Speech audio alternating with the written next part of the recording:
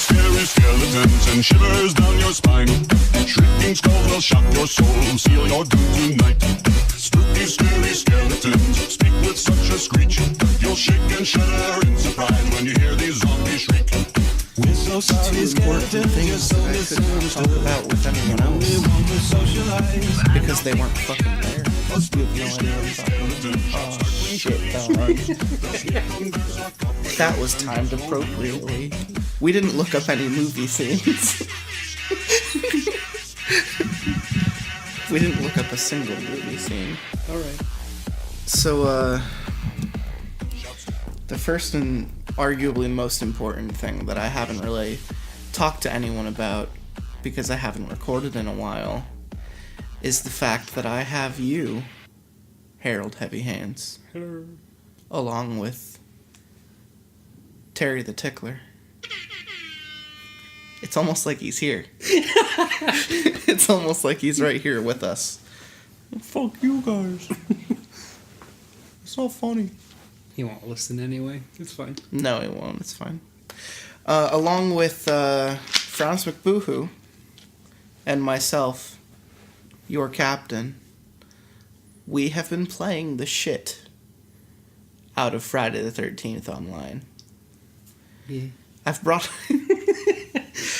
it up several other times on the show, but never within the context of playing it with like half a match full of people that I know.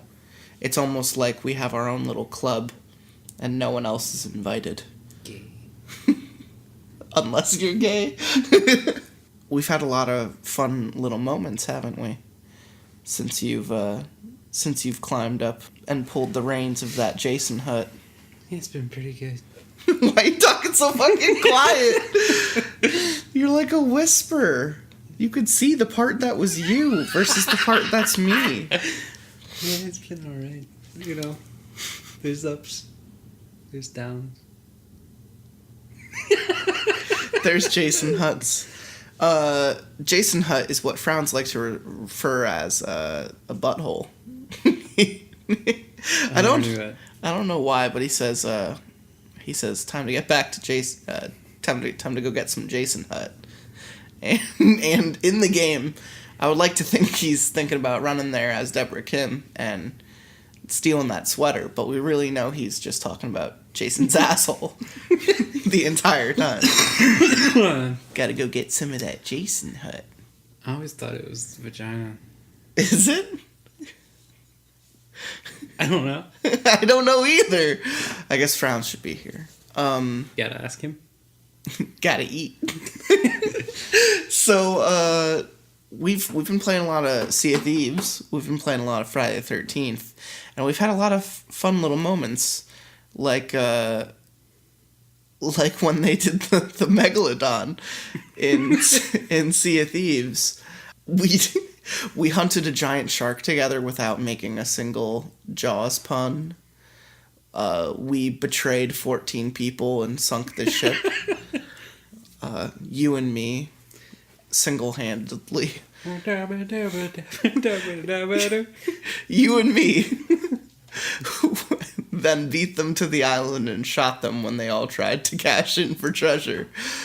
Oh, some good times. Just like the time, it was like the time when you and Terry the Tickler were driving out of Friday the 13th, and I ran in front of your guys' car for you guys to come and, let me escape with you. It was a 2-door. And you ran me over. No. Yeah, it was a 2-door. It was a 2-door, and they were both occupied. You're like, you'll have to kill me if you want to escape. And I ran you over without hesitation. Yeah, it was really quick. I was frankly surprised about it. Because, I'm not sure if you were able to tell, because when you did it, I was kind of like, oh. Because, when you get run over by a car, it feels so weird. In Friday the 13th, every kill is like a little cutscene that happens, and, everyone has to stand and watch it. It's kind of the way it works. So when you get killed by a car, it just immediately goes, you're dead. There's no procession, there's no show, there's nothing. You don't even get to see a ragdoll. It's literally, it goes from you standing in front of a car to it about to hit you, and then it immediately shows the you died screen. And then by the time you get to spectator mode, you can't even see your own body get hit. It's very unfortunate. But luckily for me, I guess, you recorded the entire thing. You're goddamn right, I did. Of running me over. And it's not the first time you've done that. I saw another one where I was playing as Tommy, and I think you were in the 4-door above Higgins Haven, and I was standing across the bridge, and no, that was the same match, but you just ran over Tommy. Yeah. So on your way out, you didn't just kill me, but you killed... He was just standing there. You killed the other hero of the level. Not that I was the other one, but the main hero of the game is arguably Tommy Jarvis, and you ran him over with your car. I made him bleed. You made him dead. We play Friday the 13th. I think we played it for like every single night for like 3 weeks straight. Because it's one of those games, man, where you get dick punched real hard, but then, you also get hard and you punch back with your dick when you play as Jason. So, you get to see a little bit of both sides. But in your case, you get to see like 3 or 4 times more than anyone else because you're Jason all the fucking time. That's not true. Without even trying to be. At one point, yeah. You were just Jason all the fucking time, man. It was like 3 matches in a row at one point. Frankly, I was very surprised. I was like, pissed off. The first time it happened, I was like, damn, like, none of us are gonna survive this one. He's coming for us, boys. And the second one, I was like, this isn't fair. This shouldn't be happening. Why does he get to do it again? He just killed us. And now I have to do it again. And by the third time, I don't think I tried anymore. I came and found you, and I started slapping you with a stick or something. Yeah. And I was like, just fucking kill me, because I don't want to spend the entire game trying to get out of here just for you to pop in the quarter of the last minute and fucking murder me. Because that's how the game works, folks. If you've never played, check it out. Pop in for 2 seconds and sidestep 1 attack. You're fucking dead. Jason just fucking shows up, takes 1 step to the left. You're fucking dead. That's the game. What's your favorite Jason kill? Roy has really grown on me. Ever since they added Roy, I've been really excited. Roy is the, I want to say part 4 Jason in the blue jumpsuit with the blue lines on the mask, because it's not Jason, it's a guy named Roy. And when you knock his mask off, it's the same as the movie. It's like he's wearing special effects stuff, and his face is just like right there. And Roy just looks like a Jew. So when you knock the mask off in the game, and you see Roy's face, and he's still like running after you, trying to kill you. Frankly, it's probably more terrifying than the Jason mask. Have you seen Roy without the? Yeah, you need to see this. If you haven't seen the picture, then you need to see it. Because I've knocked his mask off before, and I've both laughed and cried. Top shop.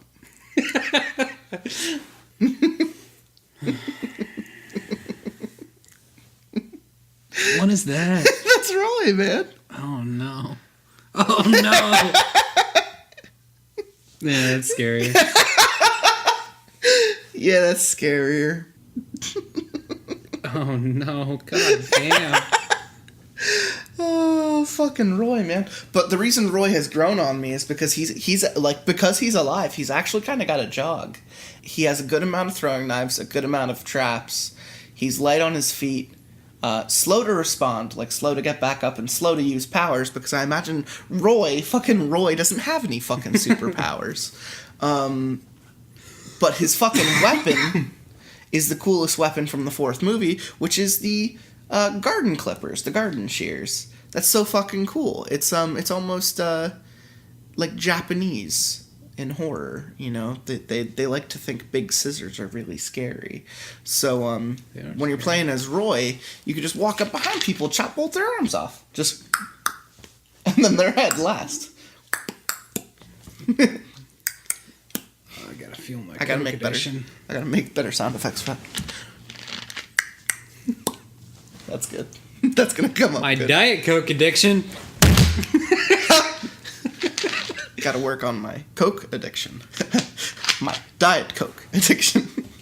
Yeah, I just wanted to talk about Friday the 13th for a little bit because it's always fun to see another person who probably loves and hates it the same amount I do. I gotta know what Uncle Nick is real quick.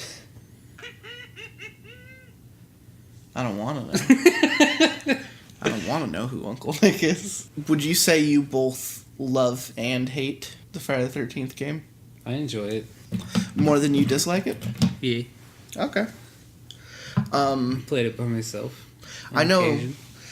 Yeah, no, it's almost fun. It's almost more fun to play by yourself. We've been talking. I mean, I don't know if you've responded, but Terry the Tickler wants to buy Dead by Daylight because it's on sale for $15.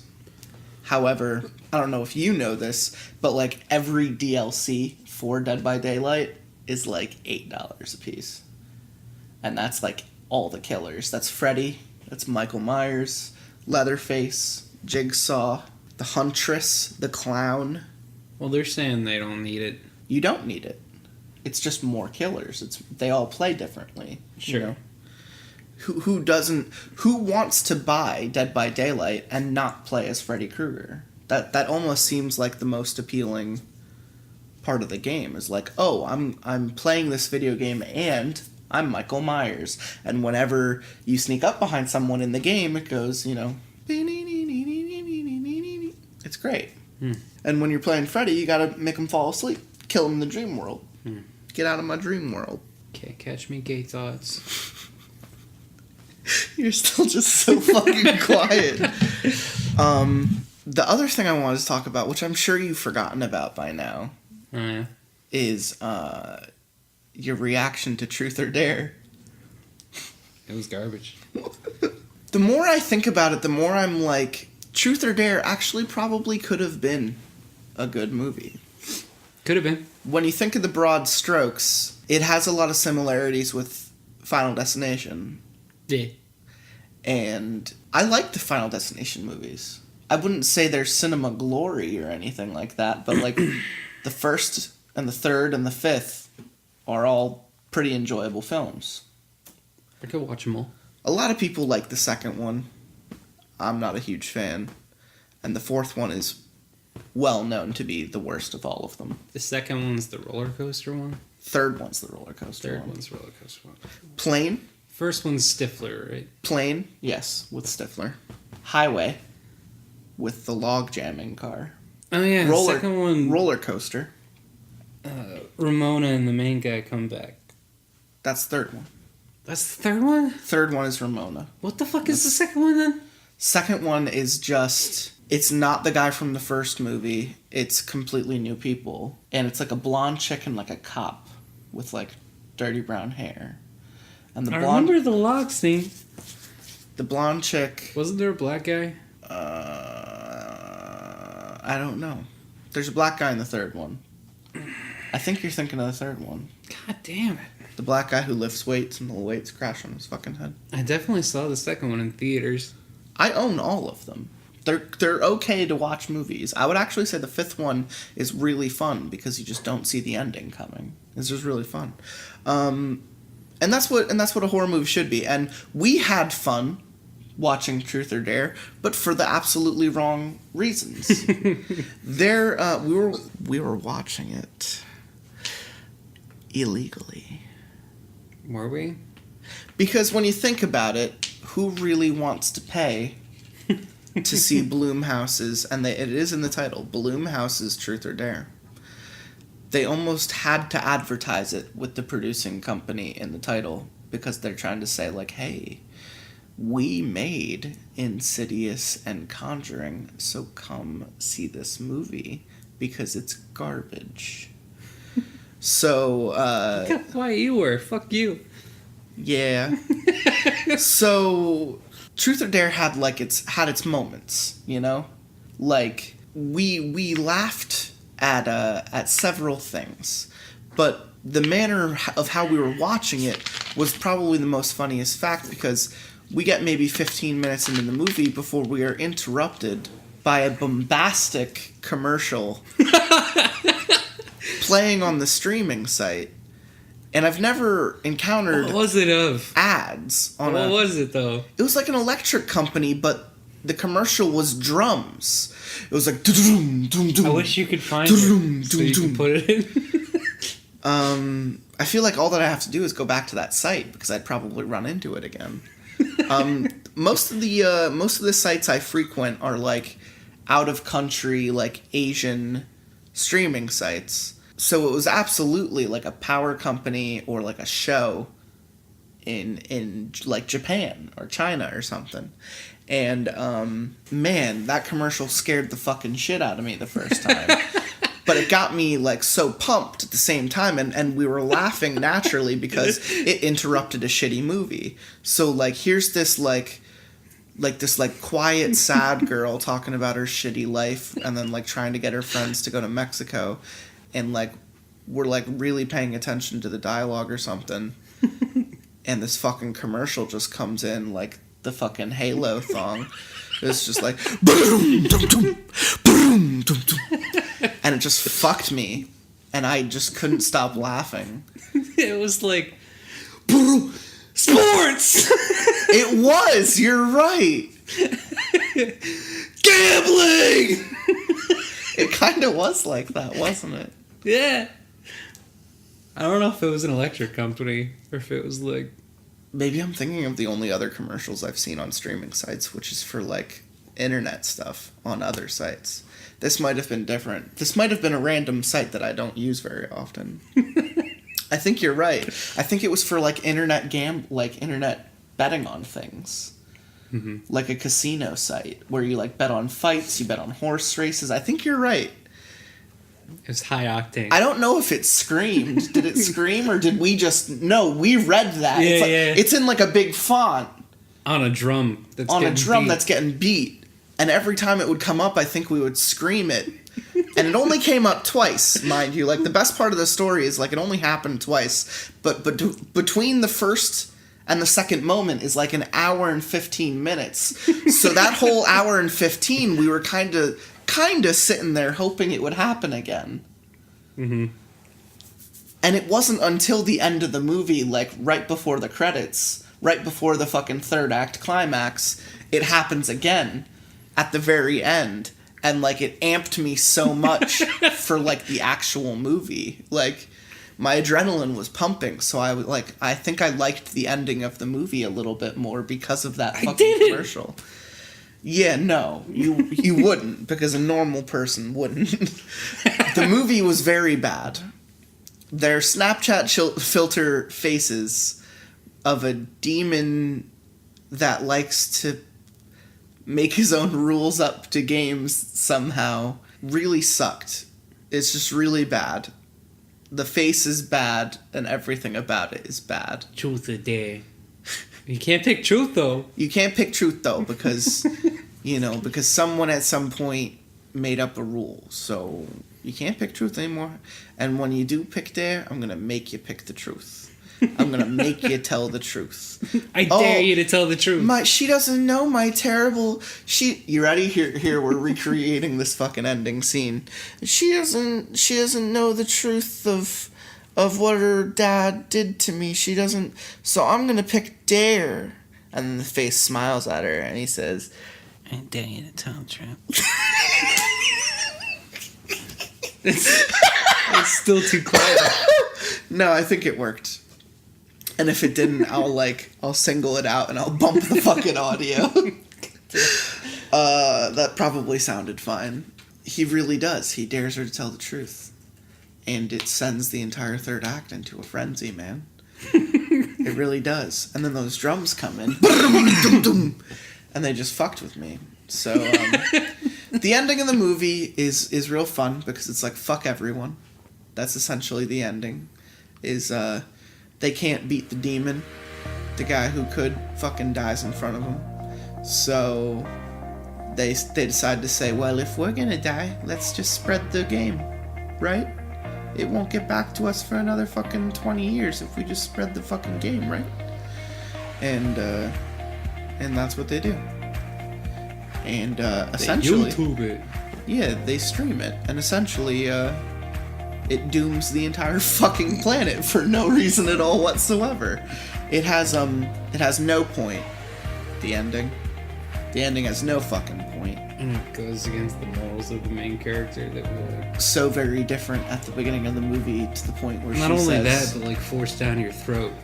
Yeah. On occasion. They're playing Truth or Dare at the beginning, and they're like, "Would you, or no, they were playing Would You Rather," and it was like, "Would you save humanity if it meant sacrificing yourself and your best friends?" And she's like, "Yes, I would. No one would ever question that, Brad." and at the end of the movie, she literally says, "Well, if we're gonna die, might as well fucking let everyone else die." What? Yeah, it makes no fucking sense, and it's really fun, and stupid. It was really stupid. Above everything, it was really fucking stupid. I can't go to Mexico. I have to go to Guatemala and build houses for all the poor midget people. I guess we can mention that my favorite, I guess I should stop saying our, because we had completely different movie experiences. Did we? I think so. Because you were next to Terry the Tickler, who was snoring, and you were also on your phone a bunch, and I was on my phone a bunch? Get the fuck out of here. I was watching the movie. I watched every single second. I watched every second.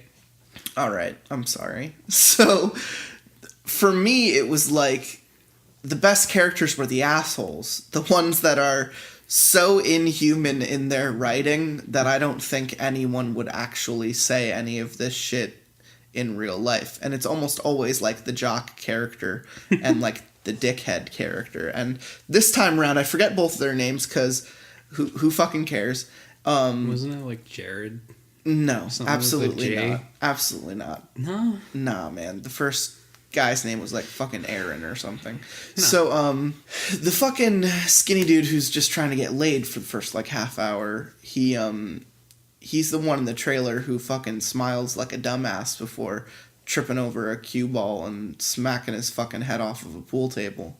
And it's really funny. He goes to fall, and some dude says, "Yo, bro, watch out." It's exactly opposite of the trailer. The trailer shows him like fall and die immediately, so you expect him to fall and die immediately, and some like frat dude bro is just like, "Hey, watch out, bro. You're gonna totally fall, brosif." And he's like, "Thank you." Mm-hmm. And like immediately turns around and falls the other way and kills himself. It's really great. And that character says nothing but bullshit whenever he's on screen. So it just makes it really funny that he's like the first one to die of their friend group, I think.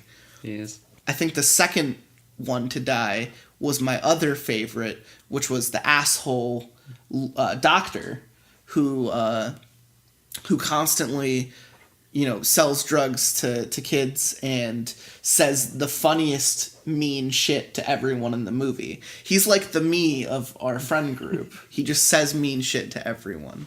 He dies irredeemably by, I think, smacking his head into a pen that he carries around. He puts the pen up to the wall and just slams his head into it a bunch. Yeah. He's always talking about his lucky pen. And he was at an interview. And the chick was like, "What are you doing?" Yeah, she was like that. She was like exactly like that. And he's like, "This." Didn't he say that or something? Yeah, something along those lines. But he says a bunch of cruel shit to everyone throughout the entire movie. Like, the type of stuff where it's like, "Yeah, well, if you weren't such a slut, maybe your dad wouldn't be dead." Like, stuff like that. It's really fun. So anyway, break my hand. You have to break my hand. We should like dub over that entire movie with like our own sound effects and like voices and shit, because that would be such a fun time. How do you know that noise was? Anyway, man, I'm getting off. I'm zoning. It's been a while since we've recorded, and you and I have done a lot of like watching of things. Like, I guess another thing to quick talk about is what did you think? Yeah. What did you think of The Ritual? Because we haven't talked about it. Franz McBoohoo, who watched it with us, had said that he was given a good fright. I think he's a little pussy then. That's what I said. It was good though. You know, it's a fun movie. Good. It wasn't scary though. You know, it wasn't a horror movie. There's no jump scares or anything. It's just a cool little creature like to hang people up. Yeah, he's an interior decorator. Just like you go there. you go here. And you stay there. And you sit down. And you look pretty. And you sit down. And you go there. And then we do this. And then we do this. As he raises his hands to the sky. It's a real fun movie. I had a lot of fun watching it. I think that was my third or fourth time watching it with you guys, and it gets better every time I watch it. I tend to pick up on subtle things and like dialogue and shots that come up later, like the idea. I hadn't thought of this my first time. I maybe thought of it my third time watching it by myself. I think I think that entire time when they think they see the lodge out in the woods before they start walking. Sure. That entire time, I think they're just wrong. I think that's the town down there doing their whole, like, praying to the god thing. I don't know. I feel like they saw the lodge. It was pretty far. Exactly, but it was just lights and smoke. That's it.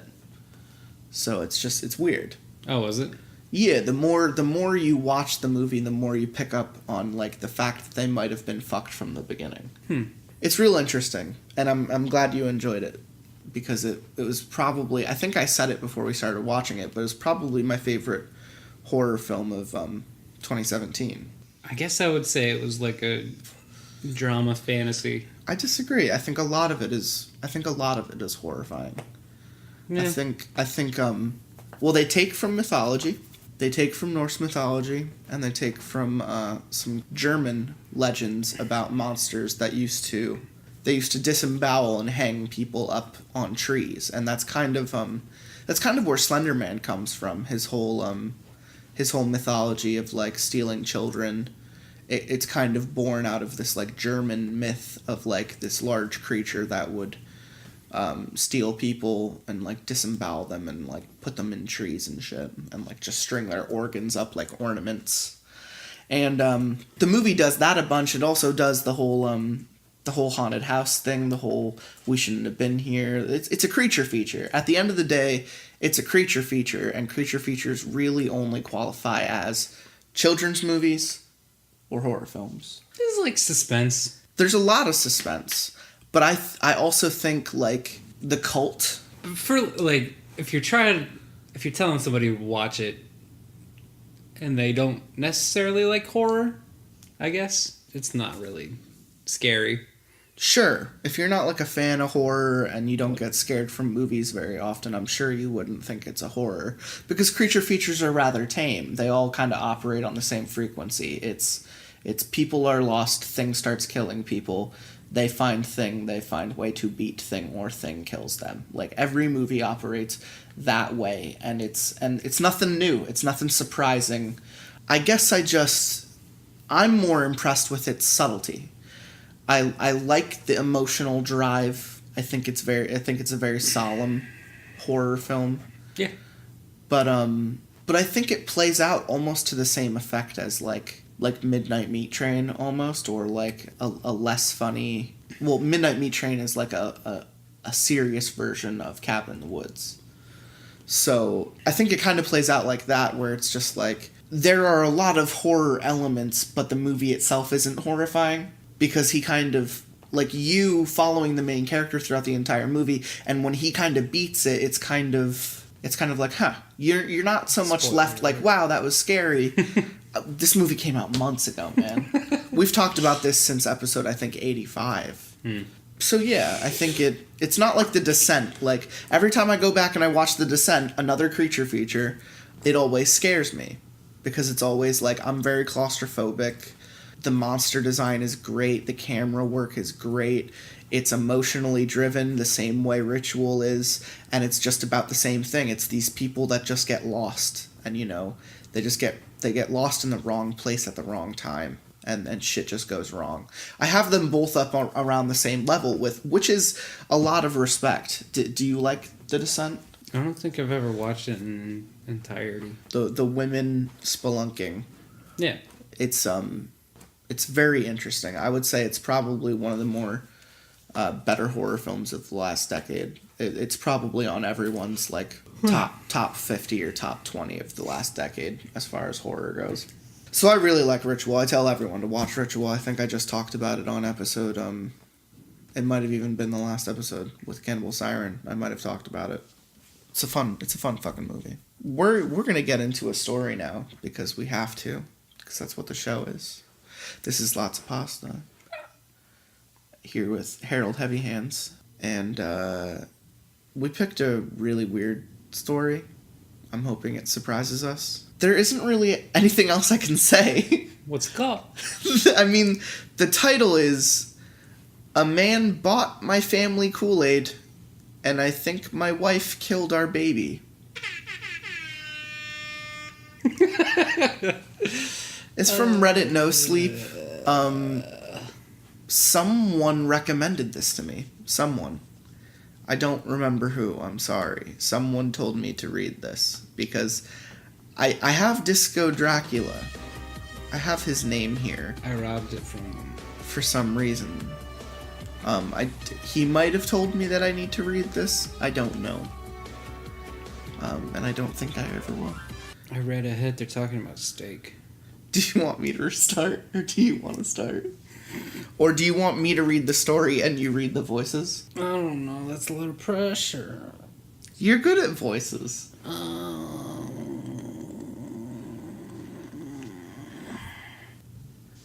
Sure. Hey guys, I made a throwaway for this.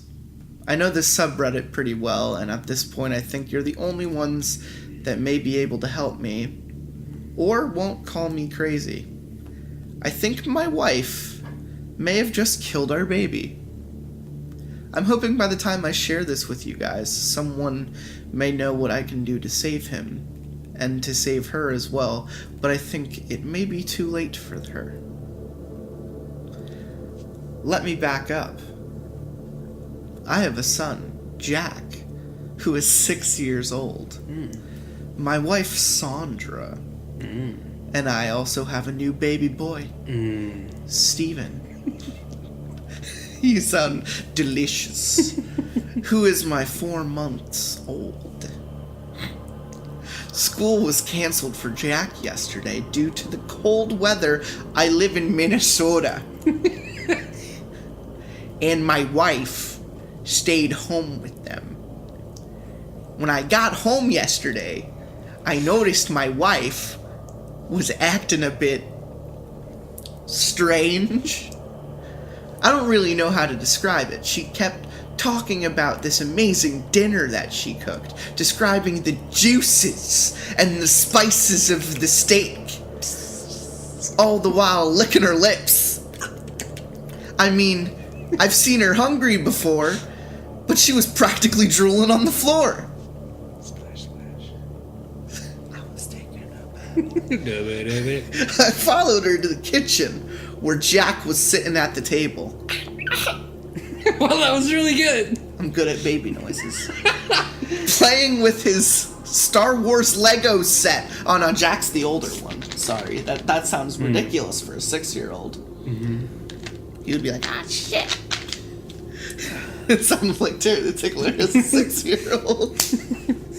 Oh, playing with the Star Wars Lego set that I bought him for Christmas. I gave him a big hug and kissed the top of his head. My wife wasn't kidding. The food she was cooking smelled incredible.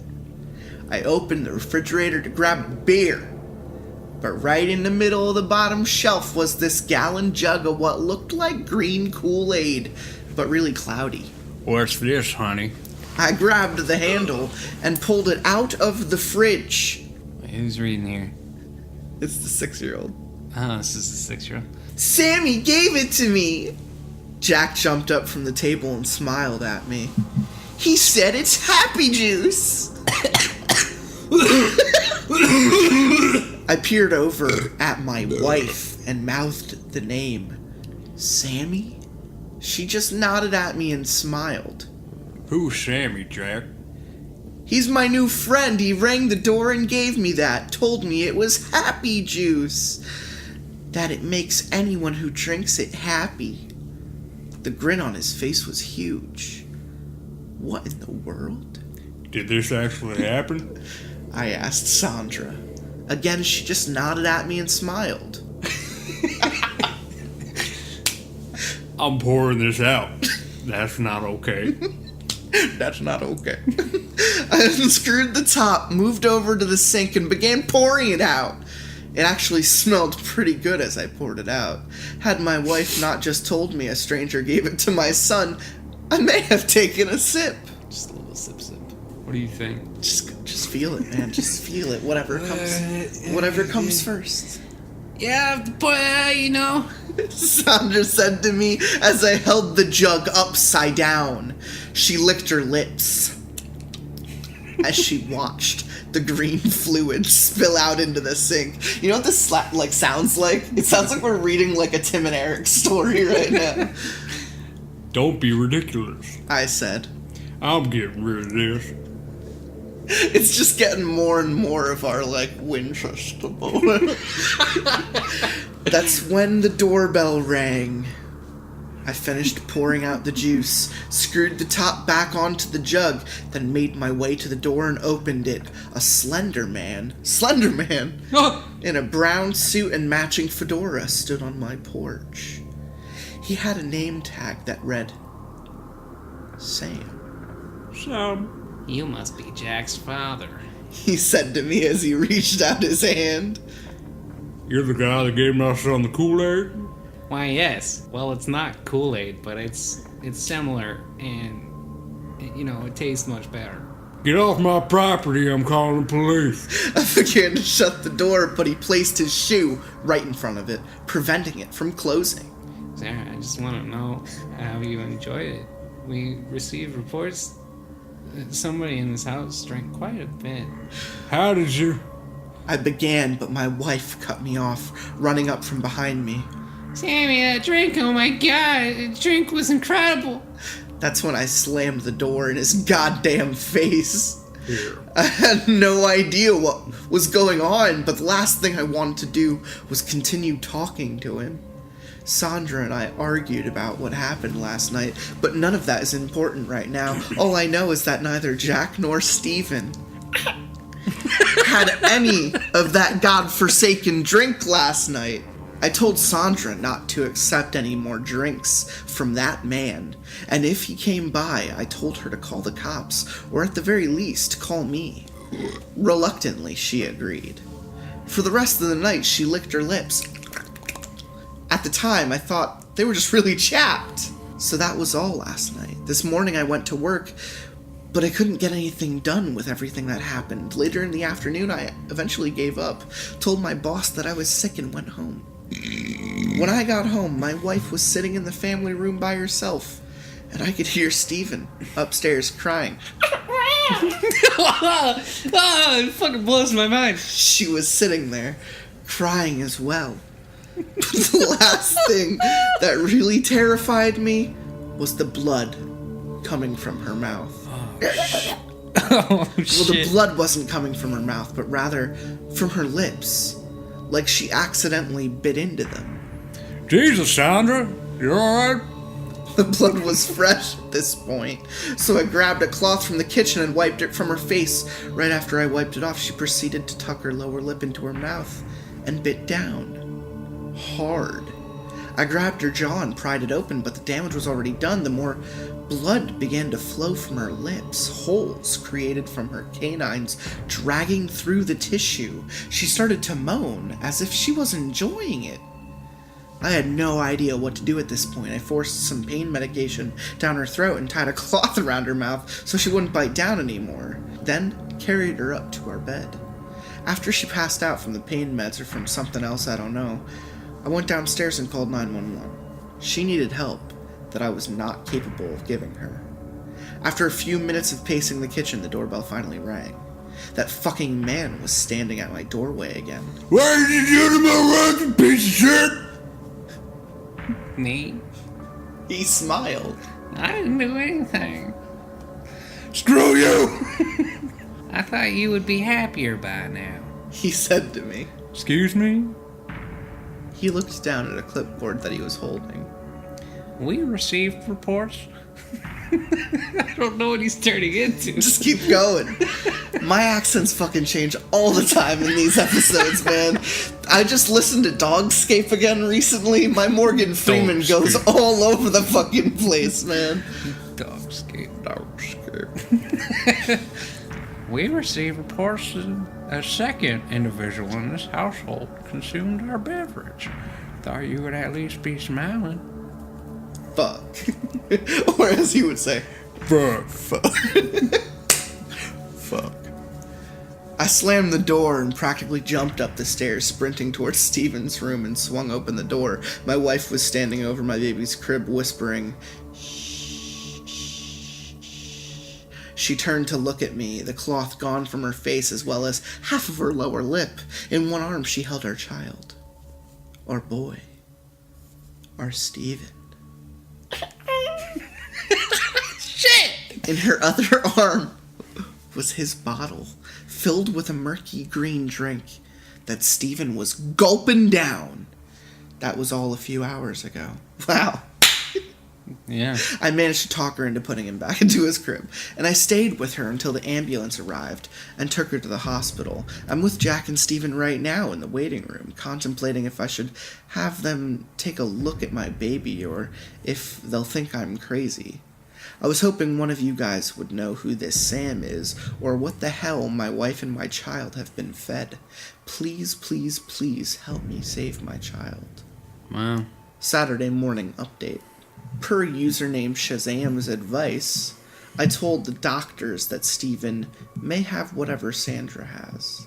He barely has any teeth right now, but just in case he tries to bite his lip, I gave him his pacifier. I called my parents to watch Jack for me, so they picked him up from the hospital and took him back. I told them as little as possible, but they know Sandra is sick. I went home to get that juice or whatever it is, and I couldn't find it. It was just gone. Not in Steven's room or Sandra's or even the kitchen. I even double-checked the sink to see if there was any left from where I poured it out. I guess I'm guessing Sandra drank as much of that as she could, but it's all gone. I don't know what happened to the bottle. I called the police and explained Sam to them. I didn't mention anything about his records or my wife's behavior, but at the very least, this man should not be going around giving that shit to families. The police want me to come in for a statement, so I have to go now. I still haven't slept yet, although I probably couldn't if I tried. Thank you all for the kind words and advice, everyone. I knew the subreddit was the right place to ask. Please keep my family in your thoughts. Part 2. So not much has gotten better. Sandra's vitals were spiking so badly they had to knock her unconscious with some medication. Not to mention that she was screaming and thrashing around. I've never seen her like that before. My child Steven somehow chewed through his pacifier, so they sedated him too. If you've never seen a baby being put to sleep, let alone your baby, I hope you never have to. I cried when he stopped screaming. Part of me wanted him to keep screaming, so I knew he was still alive. Anyway, that's how they're doing. Jack has been at my parents' house since then. I don't feel comfortable with him at home right now. As I mentioned before, I went to the police station and told them that Sam had given my family that juice.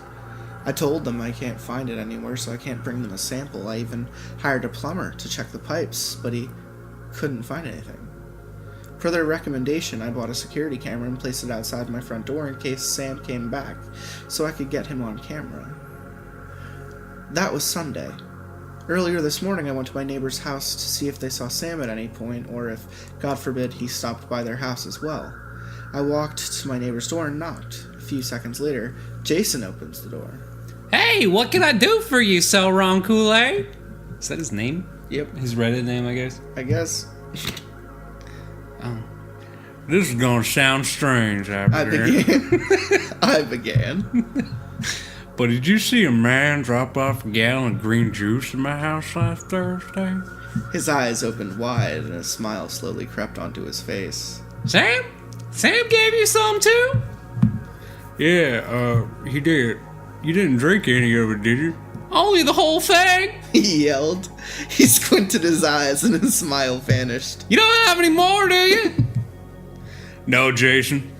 I poured. He grabbed the front of my jacket with one fist and pulled me in. I could smell something sweet on his breath. You did what? Jason, let go of me. He squeezed tighter, grabbing my jacket with his other hand. I tried to push him away, but he seemed incredibly strong at that moment. I don't know what came over me then, but I punched him in the face. His eyes rolled up and he let go of my jacket, stumbling backward. Ah! I ran back to my house, slammed the door, and locked it shut. Sam had gotten to Jason. I decided to call the ambulance and tell them that Jason drank the same poison that was killing my wife and child. As I grabbed the phone, my doorbell rang. I put the phone back down and my hands began sweating immediately. I walked up to the door, terrified of what was behind it, but hopeful that I could catch Sam on the security camera. I opened the door, and Sam greeted me in the same brown suit of his. And that stupid fucking fedora. I received reports that you were harassing Jason earlier, your neighbor. Go to hell. I growled and shut the door. I finally got him. I ran back to the computer, my heart pounding. I opened it up and went to the security camera. I scrolled back a couple of minutes to make sure I got it. What I saw scared me shitless. Nothing. I saw nothing. You can clearly see me opening the door, yelling something, and shutting it again. The camera was facing toward him, and he wasn't on the footage. I couldn't believe it. He had to have some technology that hid him from security cameras. He had to. I scrolled back a little further to see if there was anything else. I could see myself coming back from Jason's house. Right before that was me heading over to his house. I kept scrolling back a few hours, and I found myself walking in the front door, holding a gallon of green juice. I jumped back and knocked my chair over. I couldn't breathe. I did not just see that. How could I not remember walking into my house with that? And where was it now? I realized that if I brought it here, chances are it was still here. I closed my eyes and stood for a few moments to catch my breath.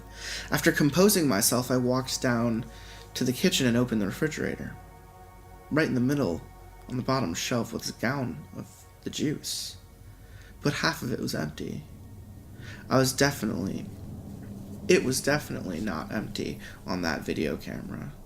There's no way I would drink it, let alone that much. I think I'd remember drinking that much. I also think I'd remember walking through the front door with it.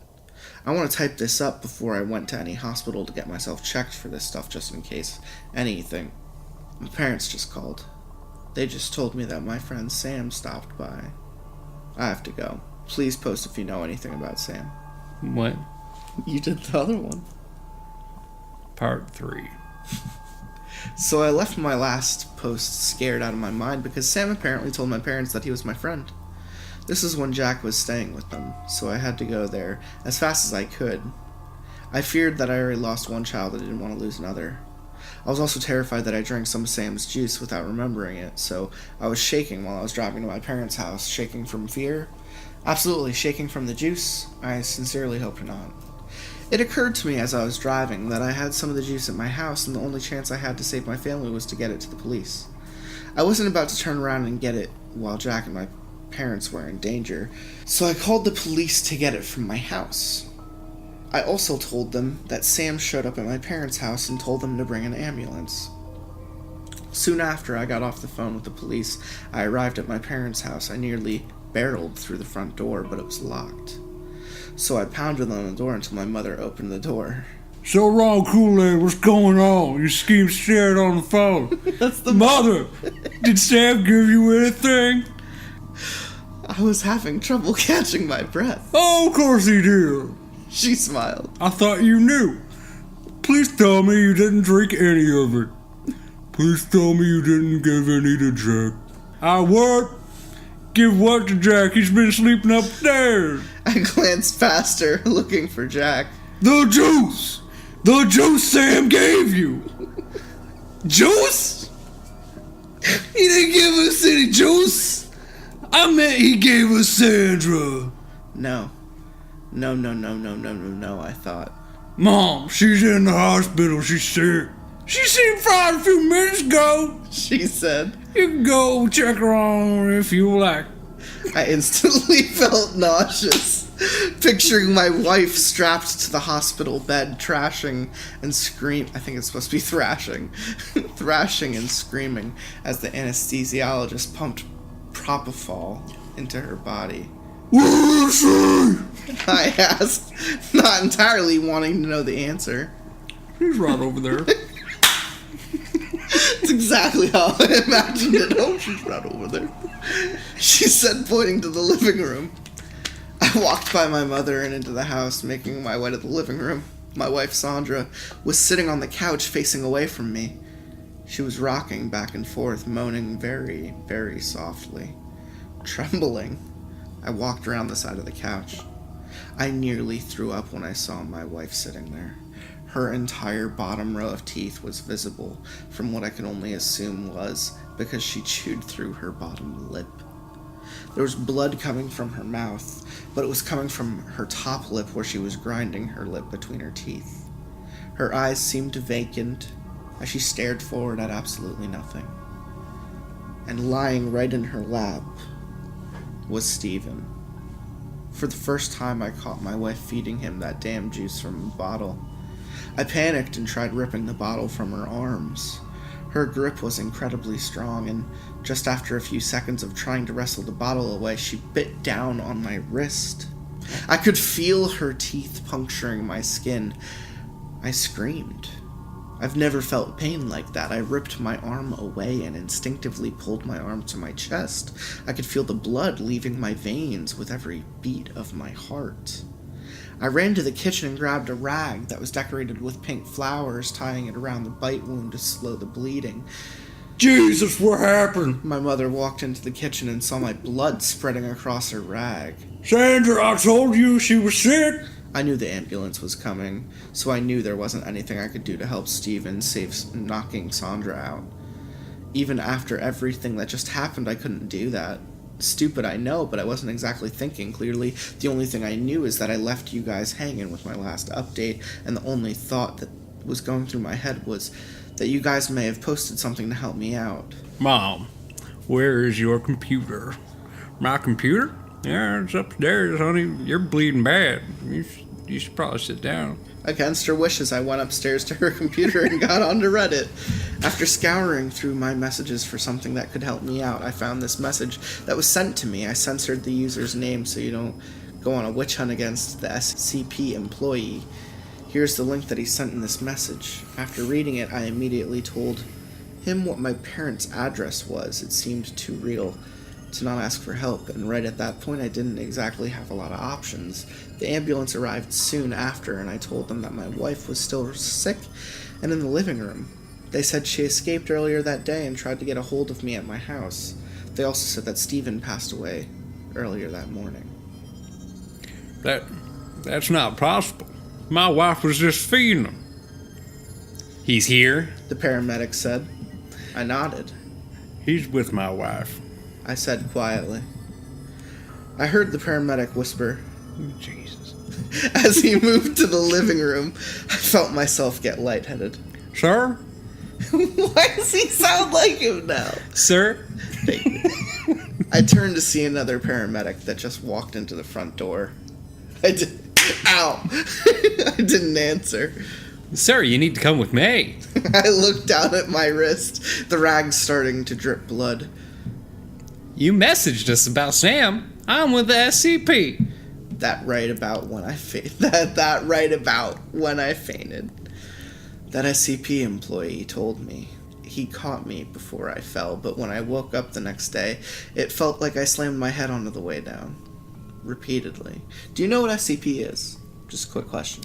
No. SCP is kind of like a paranormal investigation thing that goes throughout Reddit. Like, you could read files that people made about, like, haunted things or supernatural things. Like, my favorite one is, it's like a statue. Someone just said, like, if you don't look at this statue, if you're ever in a room with this statue, it'll fucking kill you if you look away from it. And I think it got that from almost Weeping Angels, or Weeping Angels got it from it, depending on how old SCP is, because it's pretty old. It's like creepypasta shit, but it's like a Men in Black facility full of it, you know? Yeah. So this guy's with SCP, which means he's kind of like a paranormal researcher. Since then, I've been at what they tell me is an SCP medical facility. They found SCP-447 in my system, so they won't let me leave here until they're sure it's all gone. When I asked them to save my wife and child as well, they told me they were beyond helping. They assured me that Jack was safe, but whenever I asked more about him, they refused to answer. I have so many questions, but no one here is willing to answer any of them. They've allowed me to provide just you guys with an update, since you already knew about everything. They believe it will help me cope with it all, and also that it will help me in finding Sam if I spread the word. They won't allow any other form of social media since they don't want me asking around about Sandra and Steven. Please let me know if you find Sam so I can tell them and end this. Also, if you've seen him, turn yourself in. Chances are you've had the juice and don't remember it. As many of you informed me, SCP may be a fake website. If that's the case, I don't know where I am or who these people are. This is definitely not a normal hospital. Part 4. Last time I posted, I was in a facility being treated with the possibility of having ingested the Kool-Aid. People say that, like an ingest the Kool-Aid thing, like drink the Kool-Aid. It was actually Flavor Aid, believe it or not. The whole thing. It's actually based off of Flavor Aid. Kool-Aid's just a more popular aid. Kool-Aid. Over here. I posted a link to SCP. That almost got really racist. Which it was. No, like it really was. Which many of you informed me was a fake website. I wanted it to be real. God, did I want it to be real, but all facts pointed to its falsity. Even though SCP may be fake, the Kool-Aid definitely was not. They treated me for the drink over the next few weeks, and I didn't feel any of the symptoms that Sandra, my wife, went through. Over time, I felt better and better, but my hope for leaving was diminishing every day. My doctor, or rather the physician that was there treating me, came in one day to replace my IV. He wasn't dressed in a white coat like you'd see on television, but rather in a black suit and tie, as if he had a funeral to go to right afterward. He took the bag off the hook, replacing it with a full one. What medicine is there, anyway? Without meeting my eyes, he said flatly, "It's an antibiotic of sorts, mixed with a bit of sedative." Sedative? I asked. He laughed at me. "Yes, a sedative. You've been deemed a risk to everyone's safety." He finished hanging the bag and began to walk out of the room. When can I leave? I asked him, knowing the answer before I even asked it. He turned around and frowned. "That's why we gave you the sedative." He left the door, locking it behind him. I sat there staring at the door for another minute or two, not knowing what to do with myself. I've never been so at a loss for words before. I turned on my side and started to cry, thinking of my wife, Sandra, and my son, Steven. My son. I started to punch the bed underneath me in frustration, screaming and yelling as loud as I could until I felt lightheaded. I don't know if it was the yelling or the sedative that was making my head spin. The sedative. But I punched the bed one last time and let my fist rest on the mattress. The tears soaked my pillow as the inevitability of my freedom sank in. It seemed like ages before the lock on the door slowly flipped and the door swung open. I didn't want to look that damn doctor in the face again, so I squeezed my eyes shut, trying my hardest not to cry. "Come on, Chris." But it's not the doctor. Oh, a lighter, more soothing. Come on, Chris. It's time to go. The voice wasn't the doctor's, it was more lighter, more soothing. Gandalf! Gandalf! Come on, Chris. Oh, it was Sam's! Oh, shit. Oh, nice. We should probably do that over. What was his again? It was kind of like a Tanya. It was a Tanya. I meant to call you out on it, but I like it too much, so I was only gonna bring it up at the very end. You're doing a Tanya for Sam. It's really great. Come on, Chris. It's time to go. I got a little trick up my sleeve. Fucking love Shark Week. The sheer amount of hatred, confusion, and hopefulness of escaping was overwhelming. To have the thing I wanted most in the world be made available by the source of my life's most horrid pain was utterly bittersweet. I wanted to kill Sam just as much as I wanted to hug him. I scowled at him as he removed the IV from my arm. How can I? The sedative kicked in faster than I thought it would have. Sam said, helping me out of the bed. I put my feet on the ground, grabbing the side of the bed to keep me stable. Fuck you. And you're doing the snicker. You're doing this. You saw my dick, bitch. I showed you my fucking dick. I hope they got sickos. Not a Reese's. Not a fucking Reese's. Which, mind you... How about a Kit Kat? Mind you, it's a white guy who does all of those voices. So it's already racist. He released an album called Nelly's Band-Aid. It's pretty good. Oh, fuck you. I want to say it, but I can't. That's my hair. That's my fucking hair. I said to Sam, I'm cutting You can that. bleep it out. I'm cutting Just it. put a bleep over it. I said to Sam, keeping my gaze on the ground. I looked to the side and saw nothing. He was gone. I stumbled to the open door and peered out into the hallway, expecting to see people walking down the hallway with clipboards and IV stands, with patients in wheelchairs. What I saw were bodies lying in pools of blood. If it weren't for sedative, I guarantee I would have vomited right there and then. That's the next thing I remember before waking up in my bed the next morning. I'm not sure if Sam helped me out or if I managed to stumble out of there on my own. That was about 6 months ago. I decided not to update you guys because typing it out made it feel too real. I wanted to forget about everything, to move on with my life and with Jack. I wasn't ever planning on updating you guys until last week when I found out where Sandra was buried. I spent the next couple days trying to decide if I should go visit her, not knowing how I would be able to handle it. Yesterday I finally managed enough courage to go see her. I drove to the cemetery after I'd put Jack in bed. I didn't want him wondering where I was going. The one thing I can't tell you is if I packed the shovel in the trunk before I left home or if it just happened to be in there. I dragged it over to her grave and dropped it, fell to my knees and began to cry. Everything that had happened up until that point was so surreal.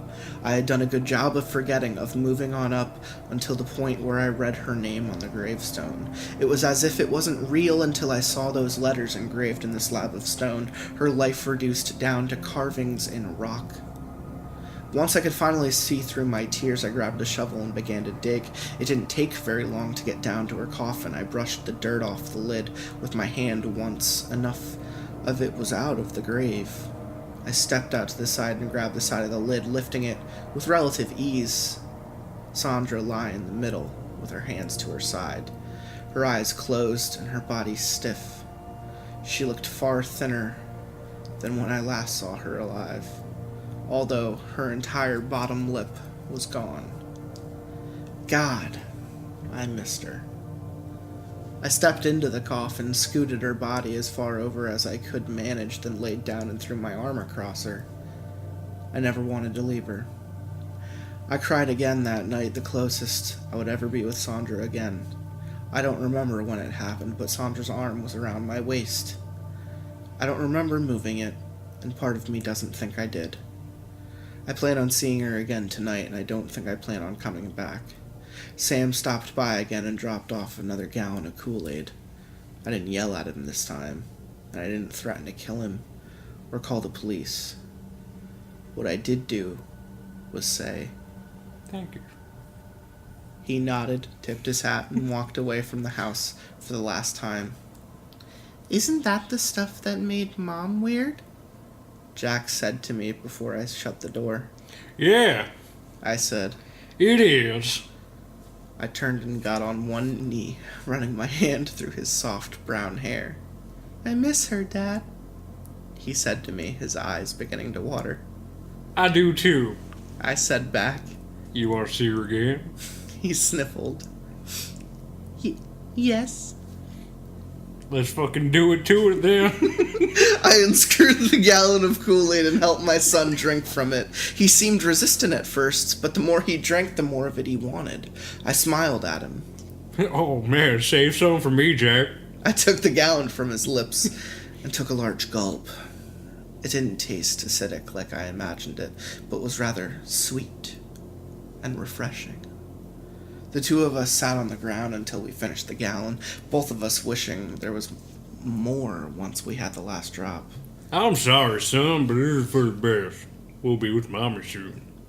I know, he said, licking his last bits of the green fluid from his lips. I don't doubt that my son and I will die soon. I'm taking him back to the cemetery where Sandra is buried so we can all lie down with her one last time. I can't imagine a life without them, but spending death with them makes me happier than anything else. Thank you for all the help you've given me, No Sleep. If you ever see Sam, do not let your family drink anything from him. If they do, pray that he comes back to give you more. And that was, Whoa! That was the man bought my family Kool-Aid and I think my wife killed our baby. Wowie. That's exactly what the title promised. Fucking wowie zowie. So we gotta give a shout out to Sick Animation for pretty much supplying our voices tonight because I've got a trick up my own sleeve. Oh, go watch Tanya. Go watch. Tanya, go breath watch smells like Subway. What's it called? Halloween. The I don't Halloween. know, I think man. it's just called Halloween. Go watch fucking Tommy Gorilla. I have to go gorilla knocking. I should have made the doctor Tommy Gorilla. You better. I'm stuck for my business card. You better stay here. You better stay here. And that's why the sedative. Slaps him on the head with a fucking skateboard. That's your sedative. Hey, boy. Let me lick your asshole. Oh, no. Oh, shit. How'd you feel about that story, man? I give it like a 5 out of 10. You really didn't enjoy it that much? It just wasn't a great story. I don't know. I mean, it wasn't the most compelling thing ever written, you're right. But as far as No Sleeps go, it wasn't bad. No, it wasn't horrible. I guess my expectations have been low because some of these episodes have just been really shitty. Yeah. You don't make it to 99 episodes without reading some shitty fucking 99. stories. Yeah, man. This next one's called The Long List, and this is a creepypasta. The reason I wanted this story is because this first sentence is just, it's a real, it just keeps going. When Melissa was 14 years old, her father sold her to a crank cook named Possum for 2 pounds of crystal meth and a broken down Trans Am. Fair trade. Yeah, it is fair trade. Possum kept her chained to a rusty wood stove during the day with a mason jar of water and a box of Cheerios while he worked in the lab back behind the trailer, breaking Sudafed and ephedrine tablets down into glass-like shards of amphetamine. In the evening, Possum would swing open the door, the cat piss stench of burning chemicals wafting into the tiny trailer, and unchain her so she could make him meals, wash dishes, and mop. At night, as the bullfrogs began to bark and the crickets chirped, she would press her fist into her mouth, trying to stifle her cries of pain as he lay upon her, his rank smell of sweat and chemicals overwhelming her. 2 months later, a couple of Boy Scouts found her naked corpse in a drainage ditch in a patch of woods outside of Eureka, California. A pale tangle of limbs sticking out of the trash and sewage of the dirty culvert. Though the case officially went to homicide detective McClenny, Detective Standler had been at the crime scene assisting. Standler had helped take her by the arms and pull her remains from the rank sewer water and debris.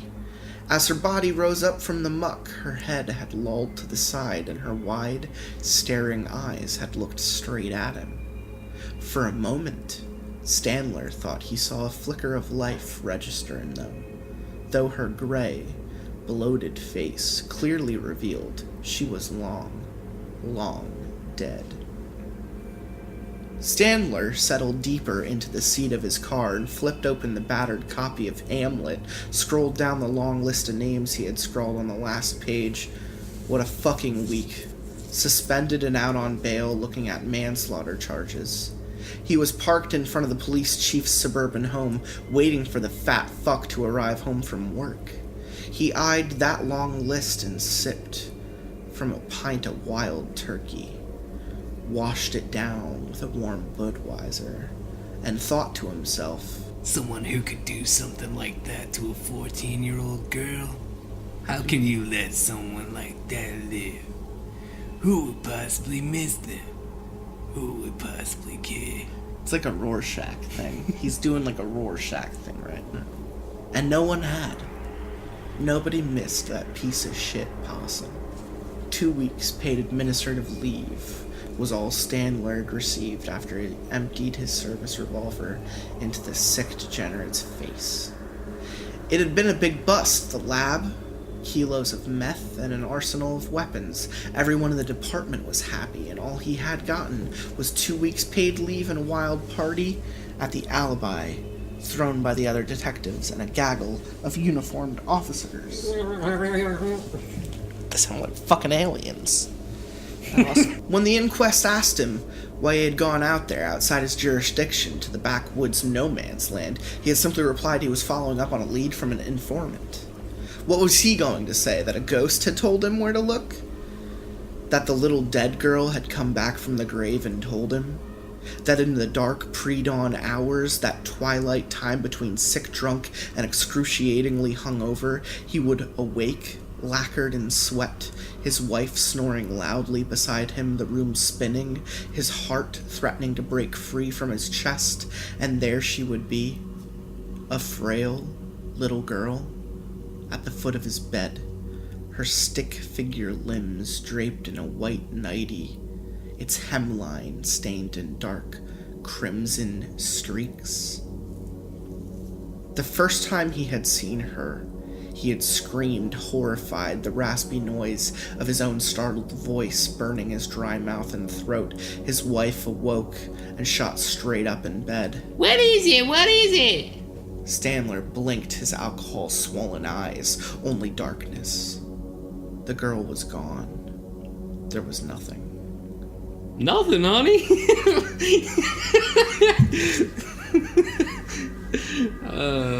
Stick to it if you're gonna fucking do it. I don't know. I feel like he should only have the Clint Eastwood voice when he's like. Then do the. Rorschaching. Oh, okay, that's fine. Nothing, honey. How about the Kit Kat? Nothing, honey. It was nothing. Just go back to sleep. I just had a nightmare. Okay, honey. His wife had rolled back over and immediately began. Oh, I gotta find out what that dude's name is so I can call the episode like the Tanya and Old Black Man special. Uncle Tom. He lay there till the room grew pale in the morning light, his flesh tingling, wondering what he had seen, if he was going insane. The next time the little girl had appeared, he was calmer. Now I only imagine the little girl talks like Tanya. Hey, you wanna know a secret? Ooh, wow. I was Promise murdered in not the to- night. Shit, you're ruining who I was gonna get there. I was fucking murdered. His name is Possum. Shit, Tawny, your breath smells like decay. Oh, it's too good. Fucking love zombies. The next time the little girl had appeared, he was calmer. He blinked twice quickly, expecting her ghostly form to disappear like last time. But she didn't disappear. She remained there, looking down at him with her cold eyes, sunken deep in their dark sockets. He stared in disbelief. Was it real? Could this pale figure possibly be real? That's when she stepped up to him, quickly, and her blue lips parted and she began to speak, to tell him things in a whisper. He thought he could smell the grave on her breath as she murmured in his ear about the night her father had sold her to Possum. It had been a dark night deep in the backwoods of a southern Humboldt, past the mountains of Alder Point and Bloxburg, in a place that didn't even have a name, near Zinnia. On the Trinity border, where it snowed in the winter and the cold mornings found the hills hardened in ice. The sky was black and it was pouring rain. Her father had been drunk and handled her roughly, pulling her by the arm through the muddy front yard. She was terrified and devastated that her daddy's big Danner logging boots were splashing mud up all over her dress. Her mother had been dead less than 3 weeks. Her father had shoved her roughly through the front door of Possum's trailer. She's all fucking yours. Her father had spat at the old bearded man in greasy overalls. Possum had shuffled forward and took her cheeks into his grizzled, calloused hands, squeezing her face tightly, moving her head back and forth for inspection. Oh, she's a pretty one. If you say so, her father said. She's got that weird eye and those fucked up teeth. But she can cook real good and clean. She's damn handy with the broom. Oh, yes. The old man chuckled, handling over the sealed bundles of methamphetamine. She'll do. She'll do nicely. And 2 months later, she was dead. And abandoned like so much trash. The sick fucks. How could he have let them live? And no one missed Possum. No one mourned him. They had thrown Standler a party. He had been a hero. That time. The second time was different. That one had gotten him suspended, most likely fired. No pension, no 401k. He might even see some time for that one. Standler sipped his whiskey, reached down between his legs and lifted up the Beretta. An old pistol his father had given to him long ago. He cradled the heavy, cold weight of the gun, waiting for his old boss, that fat fuck, to arrive back at his nice suburban home. Maybe his wife would find him dead on their well-manicured front lawn. Maybe one of his teenage kids. Oh well, to have a sick fuck like that for a father just deserts. It was a warm night, and he had the window down, the whine of passing trucks on 101 softly humming in his ears. He thought of Hamlet. He had taken a Shakespeare class back in college when he was studying criminal law, still entertaining the idea of going on to law school and becoming an attorney before Charlotte got pregnant and he quit school and joined the force so that he could start making money for his new family, only to have her give birth to a stillborn 7 months later, never to conceive again. Hamlet. The tale of the haunted Danish prince had always stuck with him, standing atop the castle parapet, the ghost of his father crying out for him to avenge his savage murder. Ghost. My hour is almost... Fuck, I fucked it up. Who'd you want to do? I thought you were going to do the ghost of this house voice. Wait, what? Who is this supposed to be? This is supposed to be the ghost from Hamlet. I thought, Ghost of this house! I thought you were going to do, my hour is almost come, when I to sulphurous and tormenting flames must render up myself. Standler always wondered. Unshackle your chains! Standler always wondered, was Hamlet insane? But no, that would mean they were all insane. Horatio, Marcellus, Bernardo, they had all seen it. They couldn't all be insane. It had to be true. The ghost had to be real. The second time the little girl told Stanler to kill him, things hadn't worked out like they had with Possum. My father? She had whispered. Kill him. And how couldn't he? Anyone who would do something as sick as sell their own daughter surely deserved to die. She described his car, where he would be, the pound of meth Stanler would find in the trunk, the Glock he always kept under the seat. Stanler had waited at the Red Lion Hotel on Broadway, right where the little girl had told him to, and just like clockwork, the car had rolled right into the parking lot. Stanler had been amused at the look of surprise on the man's face when he strolled up with his .38 leveled right at his eye level, squeezing a round off before the jerk even had a chance to utter a word. But there was no meth in the trunk, no gun under the seat, and it ended up it wasn't even her father at all. At least that's what the investigators said. They claimed it was just some businessman from Santa Rosa. But when Melissa appeared before him the next night, shimmering and ghastly in the moonlight, she told him no. It had been her father. They were lying, all of them. Lying liars. The little girl had whispered to him with her pale blue lips and graveyard breath. They had tried to hide it. It was a conspiracy. And they had fired him because the police chief was in on it. That's why the police chief was next. He had to go. He's gots to go. Gots to go!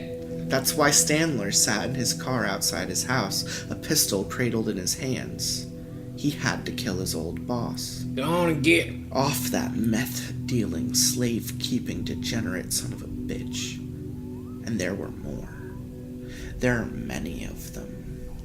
The frail ghost had murmured. There are many of them! Not that ghost. This is the little girl. There are many of them. The frail ghost had murmured. His wife was one of them. She had made the list. She was a cheating meth whore, fucking the whole department for crank. The little girl had told him all about it late at night, moments before the morning, when the earth swelled silent and cold, and his heart beat so it threatened to leave his chest. Yes, there were many of them. A whole list. And it was a long list. Well, that story was about a psychopath. I liked how it was written. It's like circular narrative. But, Yeah. it was almost like a noir. Or was the ghost real? No, dude's fucking psycho. But the ghost could have been real. No, it's his trauma of seeing that dead girl. And then he like freaked himself out. Maybe it was a good ghost gone bad kind of thing. Good ghost gone bad? Just a regular old case of good ghost gone bad? Good ghost, bad ghost, you know. But I feel like acting out a supernatural scene would be pretty good. I don't know, he does a pretty good Dean. He does do a good Dean. Yeah. You're right. And I don't even know who I would do. Sam! Cass? Hello, Dean. Is that your Sam? No, that was my cast. Oh, that was your Cass. Oh, okay. It sounded like Mortanya. Hello, Dean. I mean, I've got a trick up my sleeve. He like pulls out his angel dagger. I got. Hi, Lucifer. Damn, Castiel, your breath smells like Subway. I know, I ate Subway earlier today. It's such a good impersonation of Castiel. Oh, man. I don't know, Sam Dean. has like a deep voice, but it's softer. Dean. It's like, Dean!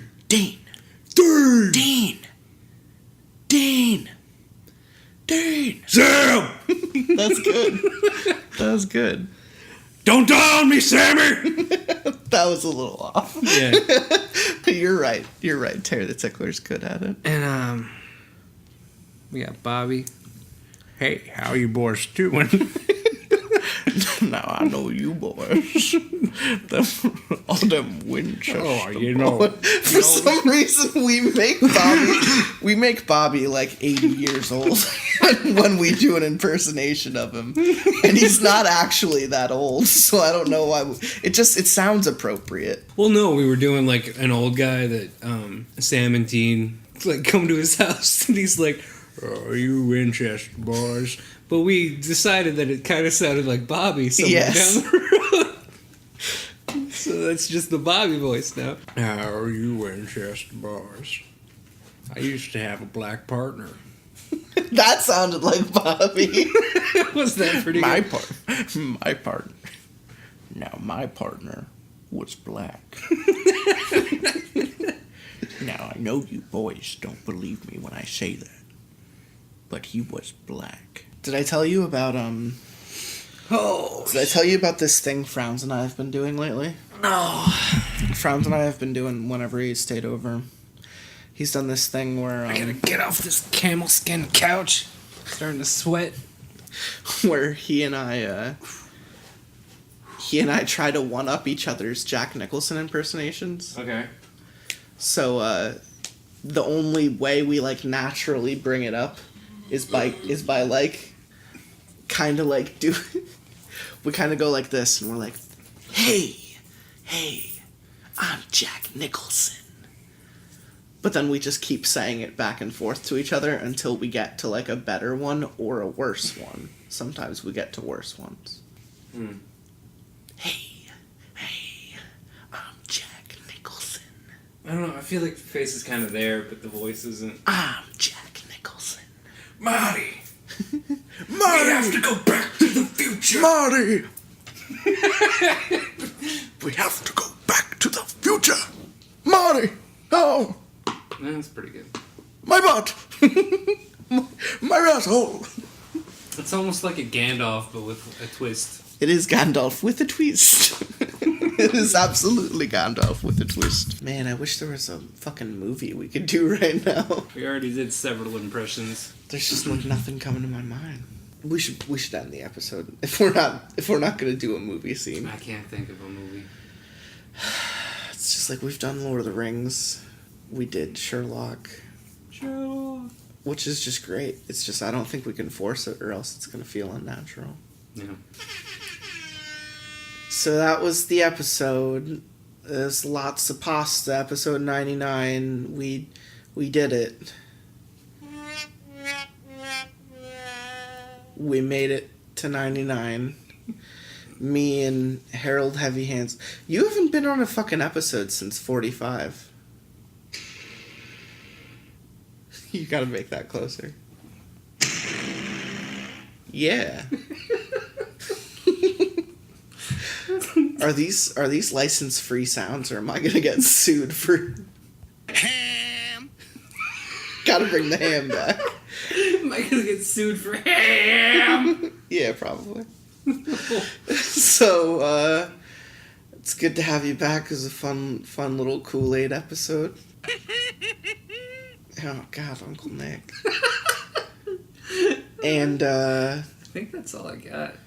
we read the long list. We read the Kool-Aid Kill Baby.